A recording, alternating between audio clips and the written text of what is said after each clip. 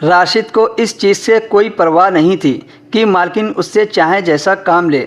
उसकी मालकिन बहुत पैसे वाली थी। रोज़ राशिद की मालकिन राशिद को पैसे देती थी, जिसकी वजह से उसके घर की हालत सुधर रही थी। पर बदले में उसकी मालकिन उससे कुछ ऐसा काम करवाती थी जिससे उसे शर्म सी महसूस होती थी।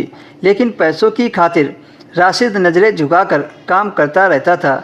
कई महीनों तक उसकी मालकिन अपने घर में काम करवाती रही, पर आज पहली बार जब मालकिन ने मालिश के लिए बोला तो वह बुरी तरह घबरा गया, क्योंकि राशिद की मालकिन जवान व सुंदर औरत थी और राशिद खुद जवानी की दहलीज पर कदम रख चुका था। किसी जवान औरत के कमर पर तेल मालिश करना इतना आसान काम नहीं था। कुछ होने का खतरा बना रहता है। राशिद की मालकिन पूरे घर में अकेली रहती थी। अगर उस घर में कोई दूसरा था तो वह था राशिद। न उनका पति था और न ही उनकी कोई औलाद थी। मालकिन की बात सुनकर राशिद पहले तो घबरा गया, लेकिन फिर भी घबराते व डरते हुए मालिश कर दी। दोस्तों, अगर आपने अभी तक वीडियो को लाइक नहीं किया है तो वीडियो को लाइक कर दीजिए और हमारे चैनल को भी सब्सक्राइब कर लीजिए। राशिद ने सोचा बस एक दिन ही मालिश करवाएंगी, लेकिन उसकी मालकिन अब तो रोज़ ही उससे मालिश करवाने लगी। उसे अपनी मालकिन के किसी काम को करने में इतनी झिझक महसूस नहीं होती थी, क्योंकि जब राशिद अकेले कमरे में मालकिन की कमर पर तेल मालिश करता तो उसे कुछ अजीब सा फील होता था। पर एक बात उसे अजीब लगती थी कि जब से राशिद ने मालकिन के कमर पर तेल मालिश करनी शुरू की थी, तब से मालकिन उसे बड़ी मेहरबान नज़रों से देखने लगी थी। पहले मालकिन राशिद को 200 रुपये तेल मालिश के देती थी, पर अब तो वह 500 रुपये देने लगी थी। राशिद तो सोचता था आखिर मेरी मालकिन मुझ पर इतना मेहरबान क्यों है।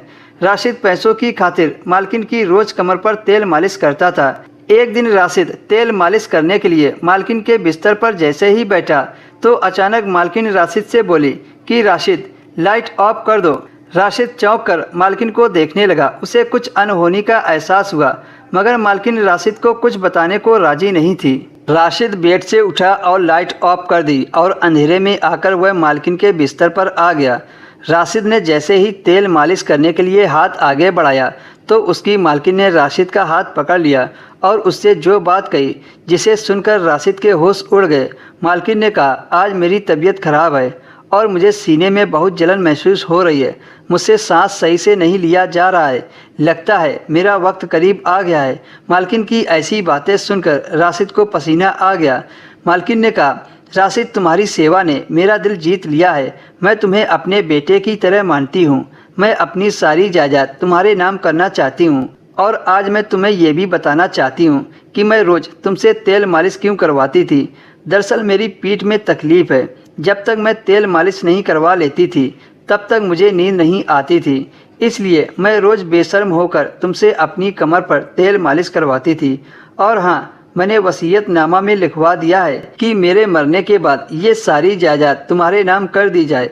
इतना कहते कहते मालकिन ने अपना ढीला हाथ छोड़ दिया। राशिद ने जल्दी लाइट ऑन की तो देखा मालकिन इस दुनिया से चली गई थी।